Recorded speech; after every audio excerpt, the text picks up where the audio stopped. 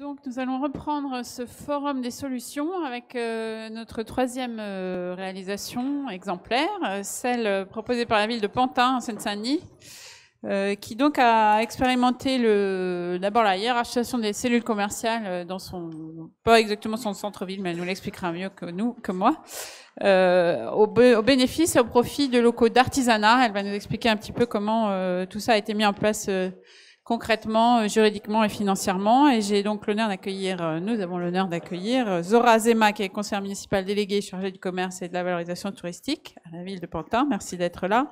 Pierre Meunier, le directeur adjoint de l'établissement public territorial Est Ensemble. Et les PARECA, dont on a déjà un peu parlé tout à l'heure, Christelle Brem, qui est la directrice des études de la stratégie et de la communication, et qui vont à trois voix nous présenter un petit peu cette expérience spécifique à Pantin, mais qui est tout à fait, il nous a semblé en tout cas qu'elle était transposable dans des villes moins grandes et avec éventuellement moins d'intensité ou d'attractivité économique. Je vous en prie.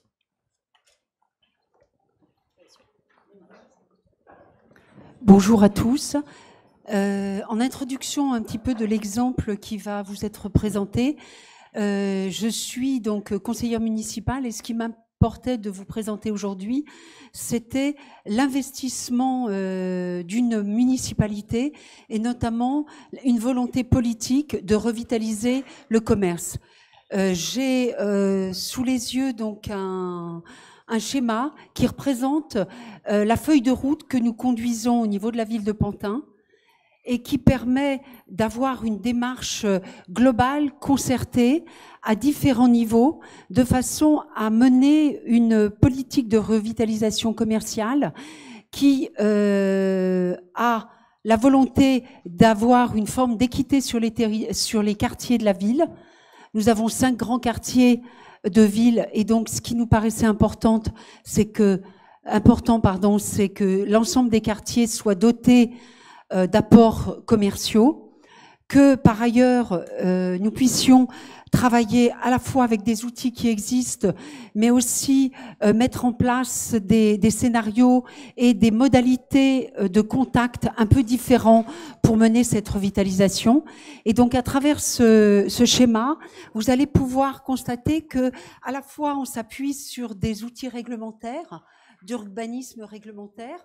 Par exemple, j'en cite un, nous avons défini un périmètre de sauvegarde du commerce, des outils d'animation et d'évaluation pour essayer de mettre en réseau les différents partenaires de la ville et les différents usagers de la ville, des outils de maîtrise de destination avec des partenariats bailleurs sociaux, par exemple, qui nous donnent en priorité la possibilité de flécher des porteurs de projets sur leur rez-de-chaussée actif, des outils de maîtrise foncière à travers pas mal de chantiers de restructuration, de polarité commerciale, de chartes d'encadrement des loyers qui sont effectivement extrêmement importantes pour pouvoir faire venir des porteurs de projets sur des niveaux de loyer accessibles, et notamment pour une ville comme Pantin, quand on arrive à obtenir du 14 € du mètre carré pour des locaux avec des prix capés, des locaux que nous fléchons et qui ne sont pas, qui sont des locaux assez centraux, c'est une gageure, mais c'est ce que nous essayons de mener régulièrement. Des outils financiers, avec un certain nombre aussi à la fois de plans connus, mais également un travail avec les partenaires que sont les entreprises locales qui ont pour certaines envie aussi pour leurs propres salariés que l'activité commerciale soit suffisamment attractive pour qu'elle puisse se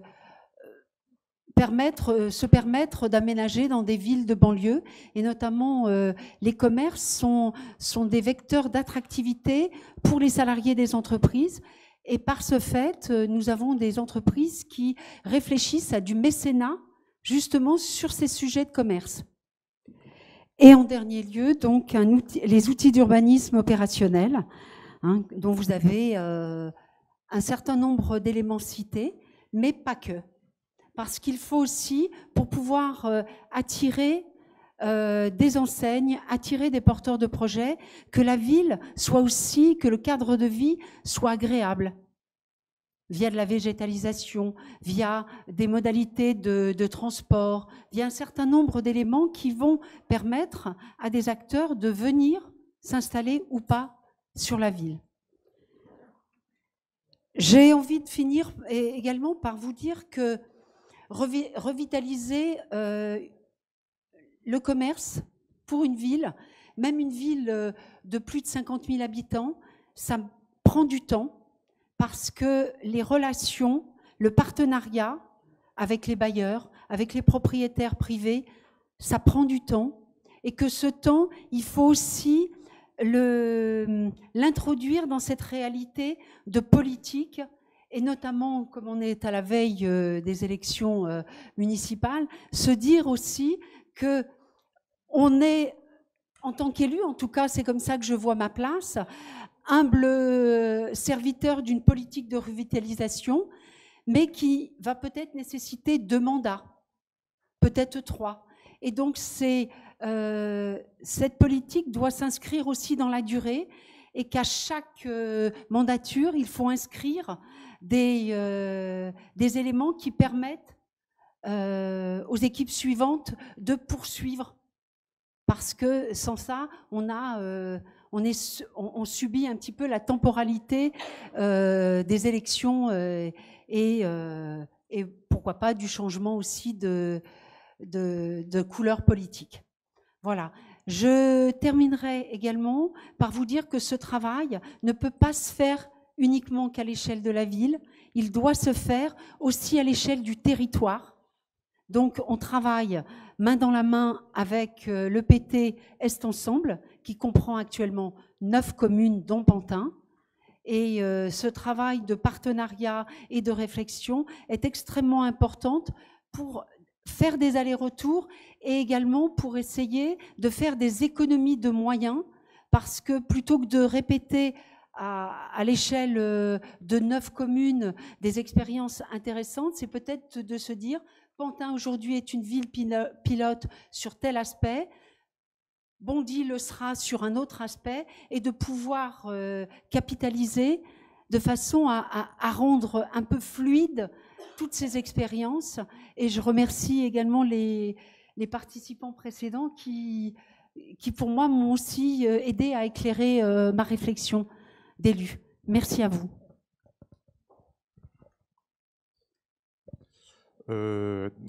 Pierre Meunier d'Est Ensemble, donc regroupement de 9 villes sur des compétences du développement économique. Donc là, le cadre stratégique vous a été donné. Effectivement, sur Pantin, il a été créé une polarité métier d'art. Effectivement, maintenant, c'est dans une logique qu'on appelle nous rez-de-chaussée actif, parce qu'effectivement, il y a les polarités commerciales qui, chez nous, ne sont pas fondamentalement en déprise, mais nous construisons énormément de logements et donc en fait on a l'ambition aussi de construire énormément d'emplois. Donc effectivement il y a l'emploi classique lié au tertiaire, au bureau, etc. Mais effectivement en rez-de-chaussée, les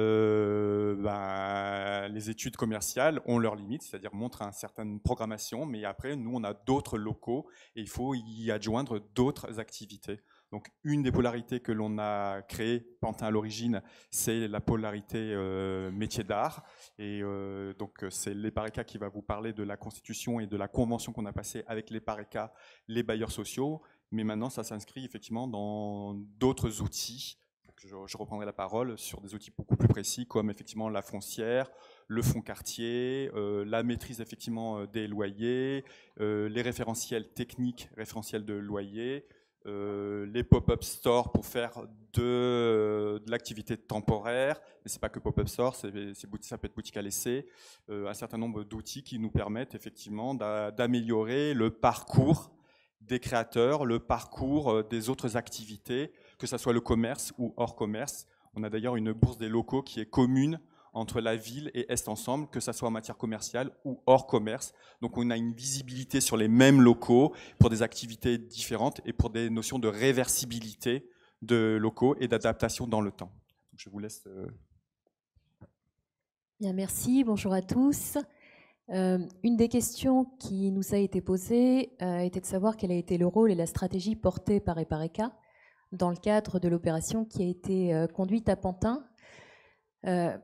Donc la stratégie des PARECA en soi, elle s'inscrit dans la stratégie portée par la collectivité puisqu'on est saisi par les collectivités. Donc c'est la collectivité qui porte un projet et demande à l'opérateur qu'est PARECA d'intervenir à ses côtés. Donc j'ai plutôt envie en fait de vous parler des conditions qui nous semblent nécessaires à la réussite de ce type de projet et de ce type de stratégie. Au départ, le point de départ, c'est une volonté politique forte. Et c'est aussi ce qui nous a convaincus d'aller sur un projet qui, à l'époque, était très atypique pour nous, puisque historiquement, on intervenait plutôt dans les quartiers de type grand ensemble, sur des polarités commerciales constituées.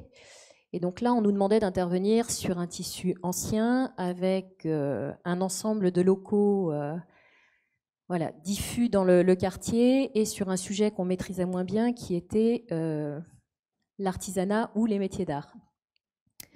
Donc, la première étape en fait de la démarche que l'on porterait naturellement et que l'on porte aujourd'hui dans le cadre de nos interventions, c'est d'objectiver, enfin Marie l'évoquait tout à l'heure, la capacité qu'on aura à faire venir des preneurs et à installer donc des commerçants ou des artisans dans les locaux qu'on sera amené à restructurer et à porter.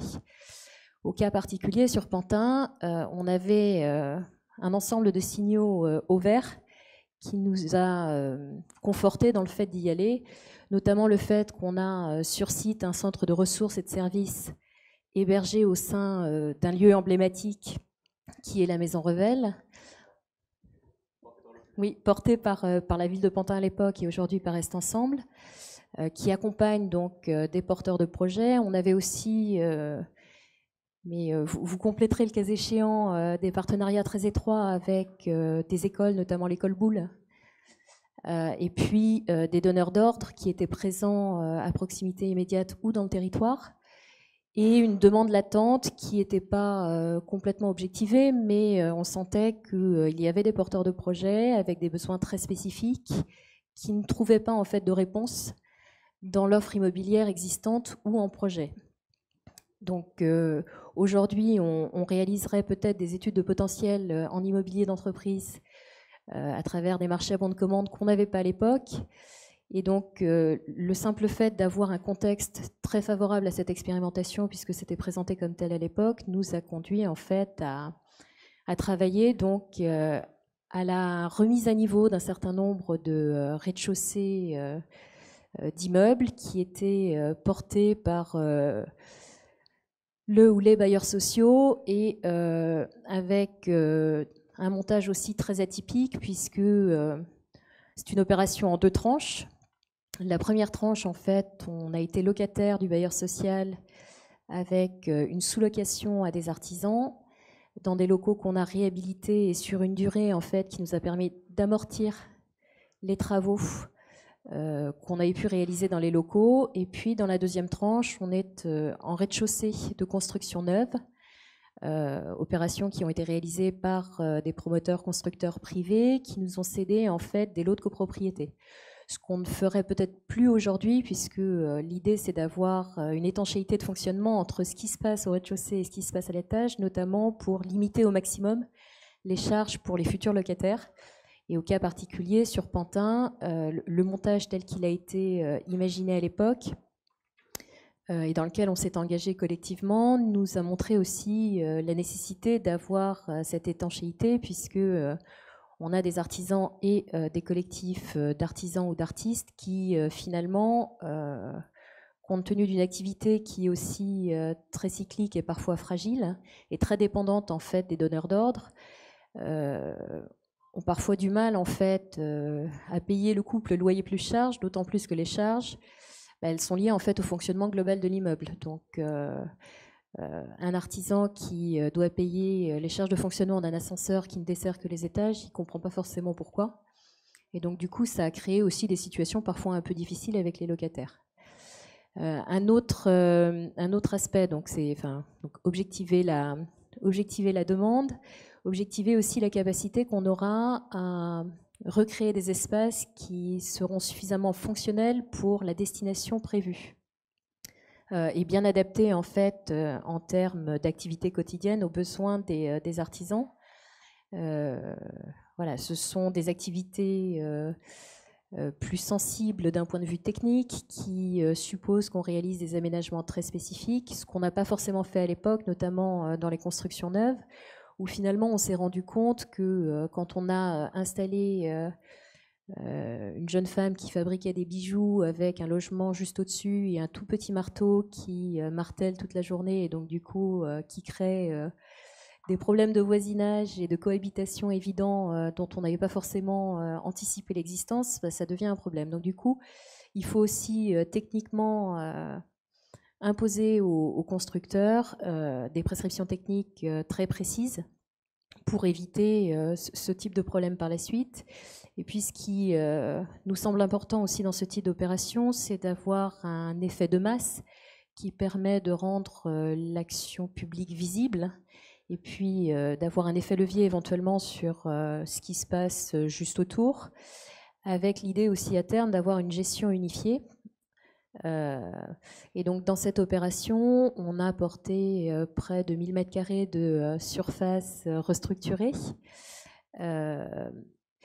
Et bon, comme c'était un sujet assez nouveau pour nous et qu'on avait besoin aussi de convaincre nos administrateurs voilà, du risque qu'on était prêt à prendre pour accompagner la ville de Pantin, on a aussi pris quelques garanties. Et donc à l'époque, on avait travaillé sur des dispositifs qui permettaient de garantir la vacance les impayés. Et on a mis en place, qu'on met en place aujourd'hui assez systématiquement, ce sont des comités de commercialisation qui permettent finalement d'étudier les candidatures.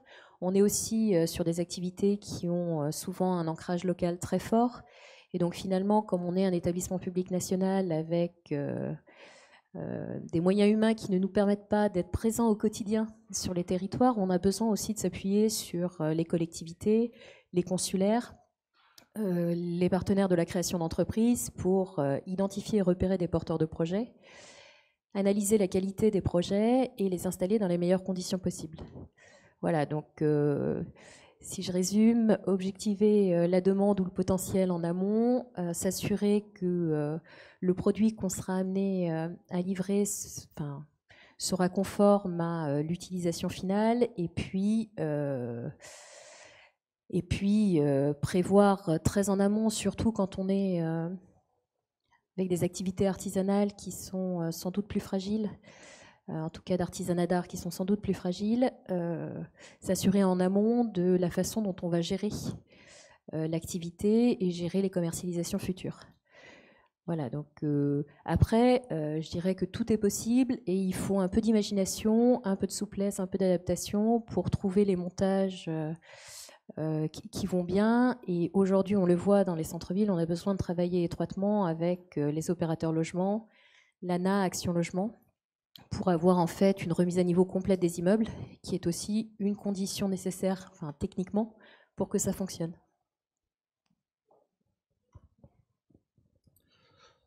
Simplement de cette expérience, effectivement, les outils que l'on a été amené à mettre en place, c'est là, effectivement, cette polarité, elle a réussi aussi parce qu'on était sur des bailleurs sociaux. Mais effectivement, maintenant, on veut multiplier par 2 le nombre de locaux à destination des artisans dans le quartier et on va toucher des propriétaires privés. Et donc, les outils qu'on a mis en place, c'est sûr qu'on a mis un suivi d'écosystème de métiers d'art. Donc, pour dire aux propriétaires privés, de toute manière, soit vous avez de la vacance, mais nous, maintenant, on a une expérience en matière de métiers d'art, on connaît l'écosystème et donc on a une demande. Donc, effectivement, on sait quel est le niveau de loyer. En plus, pour vous, ça pérennise, c'est une forme de sécurité. On qualifie les métiers d'art qui vont rentrer chez vous. Même de manière complémentaire, maintenant, il y a un fonds quartier. C'est-à-dire que quand un utilisateur s'installe chez un propriétaire bailleur, il peut déposer chez nous une demande de fonds, d'aménagement. Par exemple, des fois, certaines constructions neuves ou certaines constructions dégradées, le propriétaire ne veut pas prendre en charge la rénovation. Et bien, ça peut être pris en charge par le public, ce qui valorise effectivement le bien, mais avec l'obligation d'accueillir une activité qui a été, entre guillemets, désignée par la collectivité. Donc c'est gagnant-gagnant. En fait, toutes nos prescriptions, même les plus fortes, que ce soit même en matière de PLUI, de PLU, qui obligent à un certain nombre de choses, elles sont toujours accompagnées par des outils qui permettent aux propriétaires privés de dire, bon, bah, on a une bourse des locaux, on a un écosystème, on connaît la gestion, on a un centre de ressources pour les personnes. Centre de ressources veut dire mise en commun, des moyens informatiques, mise en commun de l'écosystème, etc. Donc, un certain nombre de propriétaires privés qui connaissent cette expérience-là sont plus attentifs maintenant que si on n'avait pas mis tous ces outils en place. Et puis, on est en train effectivement de discuter d'une foncière, cette fois-ci pour régler certains cas problématiques. Donc de se dire, il y a un propriétaire, il y a un local qui est déterminant pour la programmation économique générale ou pour démarrer une opération globale, eh bien à ce moment-là, il y a une foncière qui intervient, quitte à recéder pour plus tard, mais ça pour déverrouiller. Donc il faut définir les objectifs de cette foncière. Elle n'est pas simplement défensive, c'est-à-dire prendre un local en préemption parce que ça va se transformer en une activité qu'on ne veut pas. C'est simplement parce qu'on a anticipé une programmation économique avec les acteurs locaux, c'est-à-dire notamment les métiers d'art. Ils sont dans la gouvernance pour définir aussi cette masse critique, qu'est-ce qu'il faudrait devenir. Et d'ailleurs, grâce aux métiers d'art, maintenant, on a ouvert tous nos dispositifs à deux secteurs qui sont connexes, mais un peu différents, la mode et le design. Donc c'est aussi des étapes 3 et 4 par rapport à ce qui a été développé ici en termes d'outils et de développement. Sinon, aussi en termes d'outils, c'est sûr que là, on a parlé des bailleurs sociaux, des propriétaires privés, dans des opérations neuves, pour maîtriser les prix. Effectivement, il y a des conventions qui sont passées pour des niveaux de loyer, et c'est sûr que parfois, on passe par un outil qui est l'investisseur unique.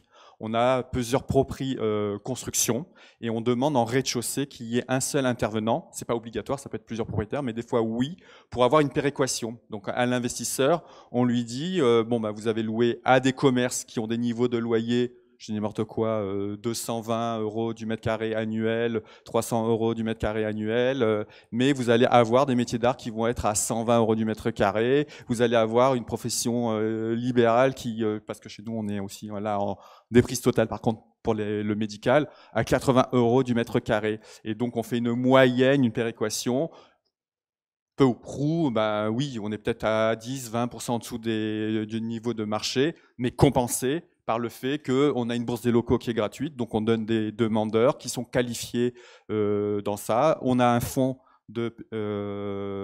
qui peut aider aussi à l'investissement, donc un certain nombre d'outils complémentaires. Merci. Moi, j'avais une question plutôt sur la genèse un peu de cette initiative. Il me semble qu'elle venait d'un constat à une échelle un peu plus globale, qu'il y avait en tout cas une déqualification d'un certain nombre d'espaces commerciaux, à la fois sur le site que vous avez dédié à la polarité métier d'art, mais aussi sur d'autres sites à proximité. Et donc, il y avait un choix un peu stratégique de la commune ou de la communauté de communes à faire, à hiérarchiser un peu les cellules commerciales entre ce qui relevait vraiment du commercial de proximité et ce qui pouvait être dédié à ces métiers d'art. Est-ce que vous pouvez nous en dire un peu plus ? L'élu va répondre, mais il y a une précision que je voudrais donner qui répond partiellement à ce que vous dites, c'est que cette polarité métier d'art, elle est quand même dans un des quartiers les plus populaires, où urbainement c'est le plus difficile de la ville de Pantin. Donc on n'a pas, on n'a pas voulu répondre à une tendance classique parce qu'effectivement Pantin, par le canal, est en train de se valoriser énormément. C'est vraiment sur des quartiers qui sont en situation de difficulté. Ce que je peux rajouter, c'est que les coques commerciales qui sont actuellement occupées par des artisans et des créateurs sont des coques qui étaient pour certaines des anciens cafés. Pour beaucoup, elles étaient à l'abandon, elles étaient dans un état de vétusté extrêmement grand, et qu'on a fait le pari aussi avec tous ces créateurs qui voulaient sortir un petit peu de leur appartement et d'avoir un vrai lieu dédié, de pouvoir, avec ce conventionnement, leur permettre d'exercer dans des locaux avec des tailles bien évidemment extrêmement différentes, et d'essayer, alors que nous étions dans des locaux en diffus, de pouvoir à la fois être dans du diffus, mais avoir une forme de centralité dans un quartier qui est le quartier des Quatre Chemins, et qui permettait de pouvoir travailler avec la maison ressources, la maison Revel, et de pouvoir assurer des liens entre eux. Voilà. Je salue l'arrivée du préfet Roland Michel Blaiseau, qui est le directeur du programme Action Cœur de Ville, qui, je pense, pourra faire une petite intervention tout à l'heure. Simplement, je rebondis sur ce que vous disiez. À l'échelle, du coup, aujourd'hui du quartier, est-ce que ça a pris une dimension urbaine, finalement, cette polarité métier d'art, au-delà des cellules elles-mêmes que vous avez réhabilitées? Je dirais deux choses. Je pense que c'était important pour pouvoir donner aussi une image différente de ce quartier populaire. Ça, c'est indéniable. Mais il faut continuer à travailler sur le côté inclusif. C'est-à-dire qu'on a des boutiques qui, le créateur, l'artisan travaille, mais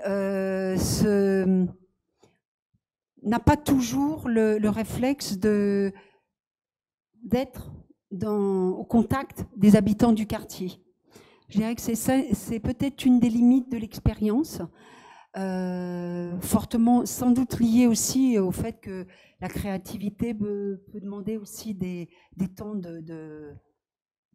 un peu d'intimité.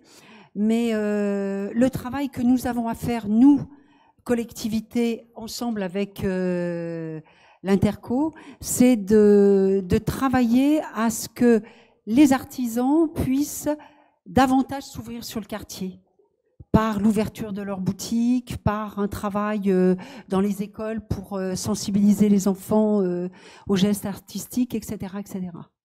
Voilà. Il y a quand même eu plusieurs ouvertures des artisans, c'est-à-dire qu'effectivement, en matière d'école, il y a les classes métiers d'art, donc en fait, c'est les artisans de la polarité qui, dans les écoles, dans une école de Pantin, enseignent effectivement le geste. Alors je ne sais plus le nom de la section, mais ils le font. Il y a aussi des événementiels qui ont lieu sur Pantin, comme les Journées européennes des métiers d'art ou la Biennale des métiers d'art, qui est un événementiel donc, qui est ouvert au grand public et dont les produits sont les produits notamment des artisans de la polarité. Et en fait, quand on voit le profil des personnes qui viennent à l'intérieur de la Biennale, bien évidemment, au tout début, c'était... je vais le dire comme ça, les bobos, mais maintenant le pourcentage des personnes résidentes de Pantin augmente parce que ça se connaît et il y a une diffusion plus importante. Donc effectivement, ça prend un certain temps, mais il y a quand même une forme d'ouverture. Et là, évidemment, dans la stratégie, j'en parle pas du développement économique, cet ancrage territorial, que ce soit toutes les polarités, elle est très axée. Donc effectivement, on parle de rez-de-chaussée actif, on parle donc maintenant d'économie de proximité, d'économie présentielle, etc. Donc c'est pour avoir des ancrages. Et les métiers d'art en font partie. Et la mode et le design, quand on l'a étendu, c'est avoir effectivement aussi cet aspect à la fois de fabrication et d'ancrage local. Est-ce que vous avez des questions pour nos intervenants sur cette expérience particulière de Pantin ou des témoignages qui peuvent résonner avec cette opération Polarité Métiers d'Art?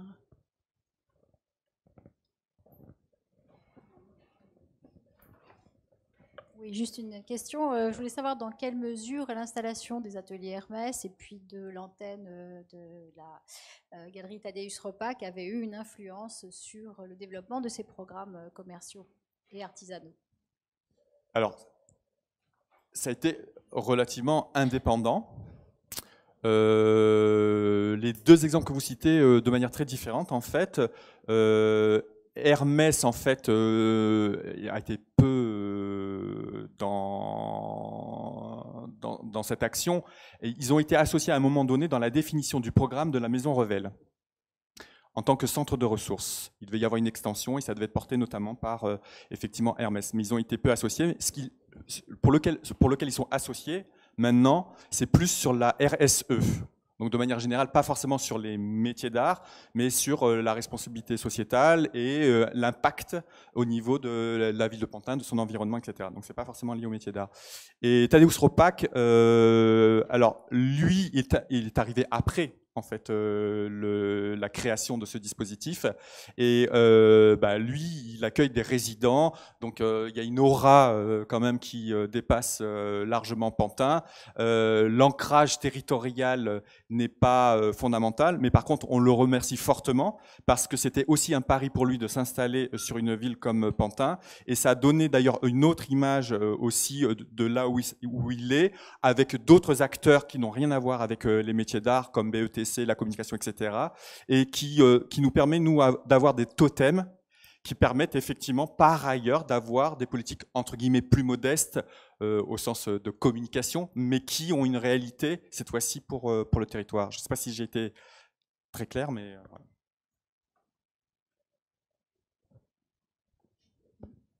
Oui, je voulais savoir comment vous anticipez, d'une part, la réduction de la place de la voiture en ville et les contraintes que ça peut avoir en termes de stationnement et de mobilité, et la question de la logistique urbaine sur le type d'activité que vous avez évoqué.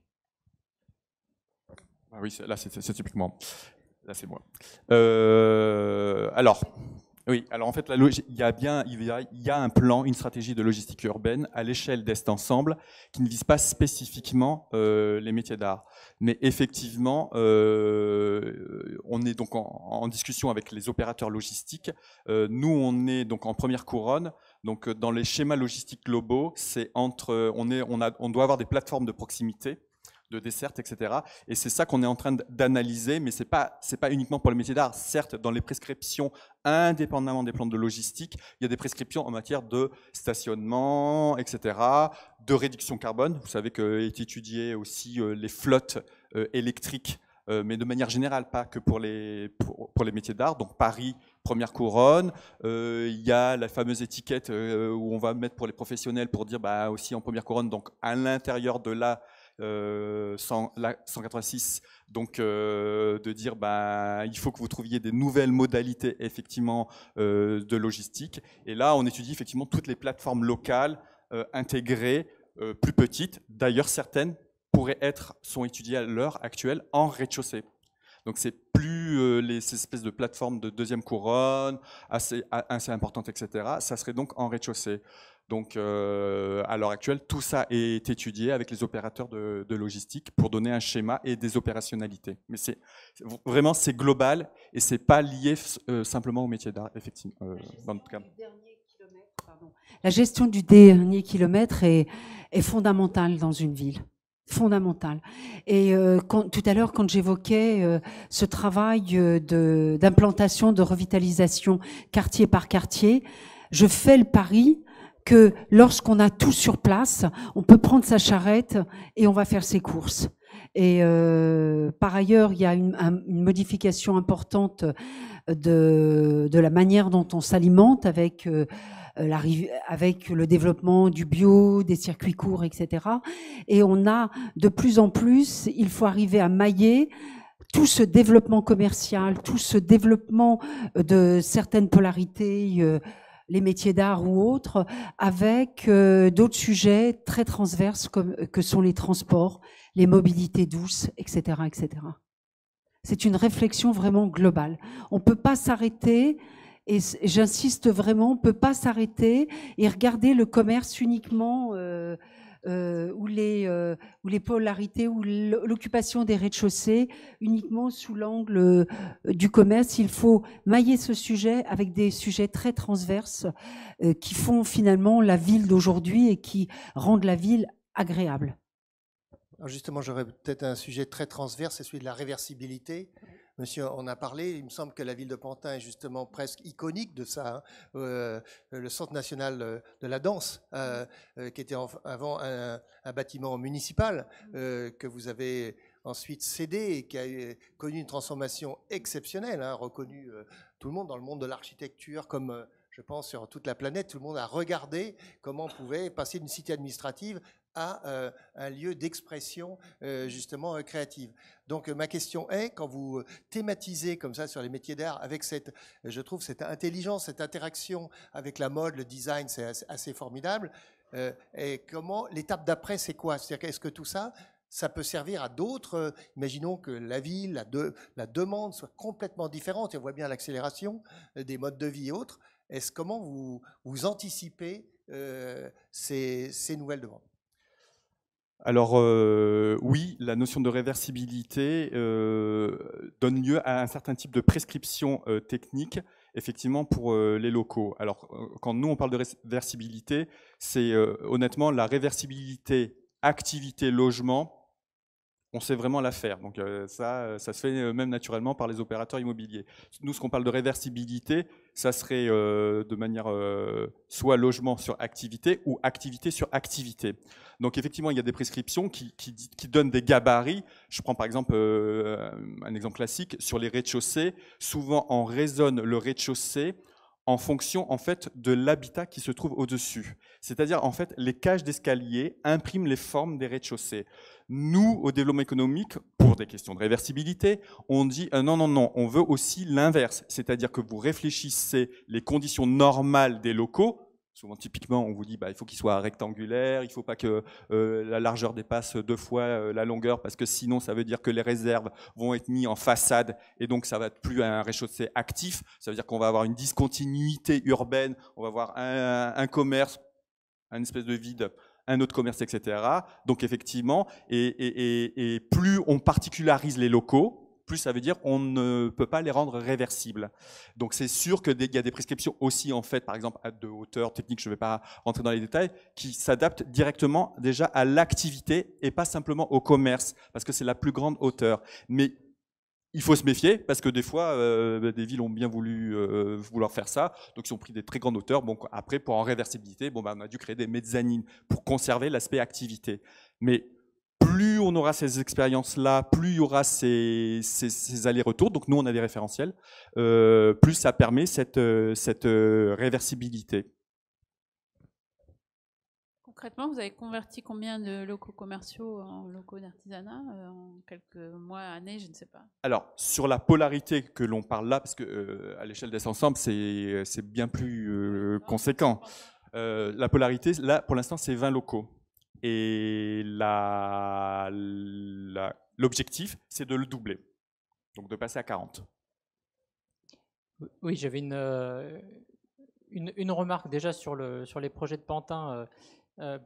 Pour nous, au Cerama, ils rejoignent la thématique du maintien des activités productives, donc industrie et artisanat dans les agglomérations. Donc, on connaît les initiatives que font un certain nombre d'établissements publics territoriaux, dont Grand Orly, Seine-Bièvre aujourd'hui et Est Ensemble évidemment, et je crois également Pleine Commune, qui sont les plus connus.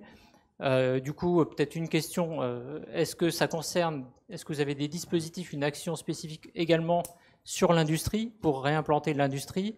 C'est un dispositif qui se développe sur Bordeaux, sur Lyon également, sur Marseille, sur Toulouse. Enfin, on a plein d'exemples aujourd'hui dans ce domaine-là, mais qui ne sont pas des villes, Action Cœur de Ville, là, loin s'en faut.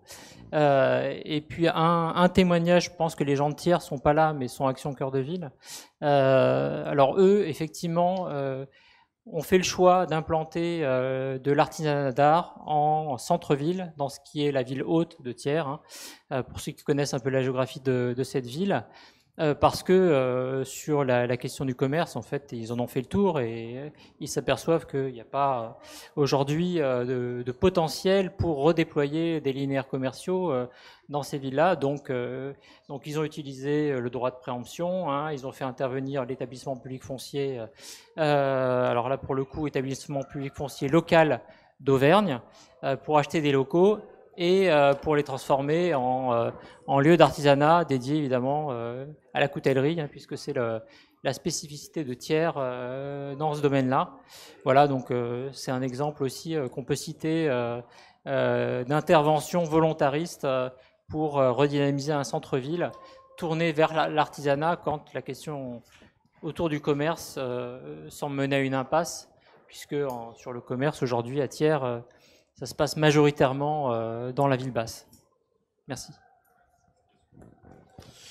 Peut-être en rebondissant sur cette intervention, est-ce qu'il y a d'autres témoignages de villes du programme Action Cœur de Ville face à cette opération pantinoise qui donc est grand parisienne, donc qui a un éclairage, je trouve, très intéressant, mais qui peut-être résonne différemment à vos oreilles quand vous êtes dans des territoires soit plus diffus, soit plus menacés, soit au contraire avec des spécificités plus locales.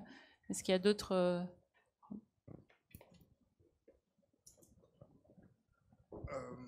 Ma question va être relativement simple. Moi, je viens de la Haute-Marne, c'est un département, pour la petite présentation, qui perd 1000 habitants par an. Chaumont, la ville perd 100 habitants par an. Concrètement, j'ai été sensible au discours de Madame la conseillère qui a parlé de la stratégie de réinvestissement, de revitalisation de la ville. Concrètement, comment avez-vous été convaincu par cette action? Puisque moi, si je prends l'exemple de la ville de Chaumont, que je connais bien, quand l'élu est prédateur, entre guillemets, d'un grand groupe qui lui dit « bon, ben, ouvrez-moi tant d'hectares de local commercial et moi je vous mets 200, 300 employés pour une ville qui perd 100 habitants par an », c'est difficile de penser l'aménagement d'une manière un petit peu plus, j'ai envie de dire, de penser en termes de revitalisation. Lui, il va plutôt penser à la survie de son territoire. Oui. Alors, je pense, monsieur, que vos propos sont éminemment importants. L'élu, qui est le représentant quand même du maire, en l'occurrence, Pantin a la chance d'avoir un maire un peu visionnaire qui a envie de porter aussi une feuille de route assez claire sur sa ville.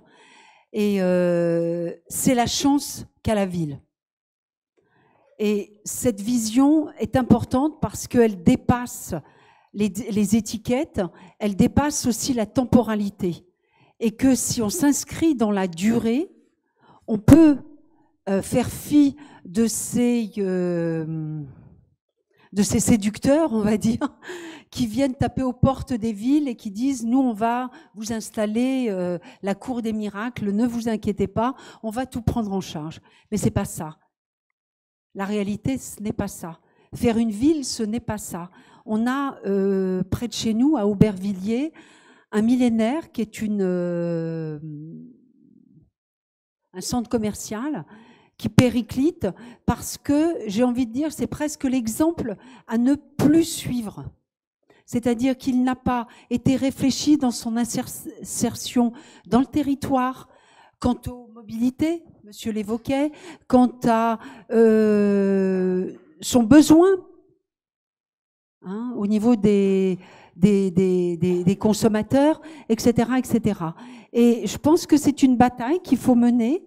Et surtout, il faut être très en phase avec une feuille de route qu'on se donne et sur laquelle on ne déroge pas, malgré les mirages.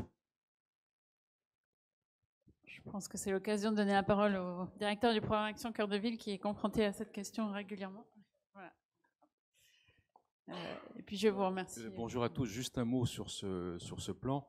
Alors, vous posez bien sûr une question fondamentale qui est au cœur du programme Action Cœur de Ville, qui vise c'est un plan de développement des villes moyennes. 2, c'est politiquement assumé au sens le plus noble du terme, c'est qu'on aurait pu faire un plan pour les villes moyennes, mais sans forcément centrer sur le centre-ville.